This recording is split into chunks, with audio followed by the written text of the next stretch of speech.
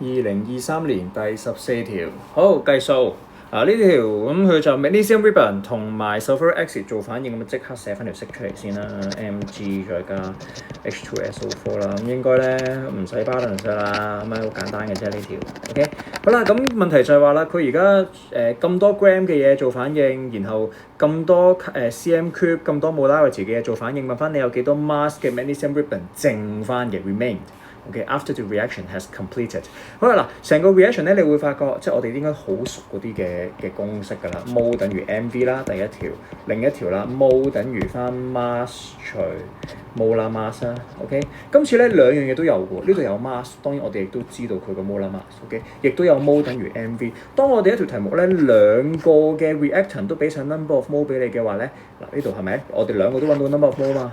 咁嘅時候咧，我哋一定就要考慮緊一個好大嘅嘢，就係 limiting reactant 呢個概念。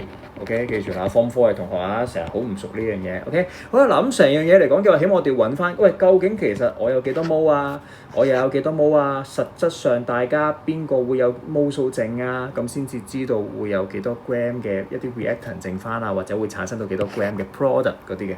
好啦，所以逐個計啦。今次咧以 Mg 嚟講，佢嘅 number of mol 咁就會係呢一個嘅0.729除翻24.3啦，咁我就唔慢慢寫出嚟㗎啦，自己撳啦。哇，好靚個數，0.03 mol。好啦，另一邊呢一個 H2SO4 咁就係 mol 等於 mv 0.05，唔係0.5再乘翻0.05，咁所以呢一度咧就會係0.025 mol 嘅，係啦，咁應該撳機就唔難撳嘅。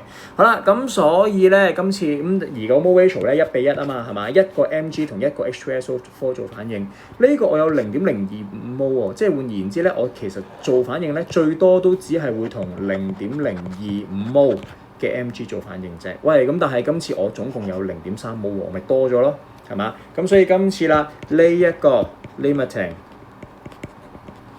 呢一個 in excess 嘅 ，OK。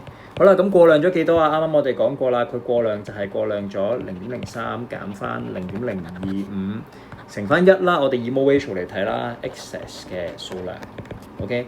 就會等於翻0.005 mol 啦 ，OK， 咁0.005 mol 即係幾多 gram 啊？乘翻個 molar mass， OK， 咁所以啦，0.005乘翻24.3，咁啊0.1215 gram 啦，咁啊4聲5入，咁啊 A 啦0.122。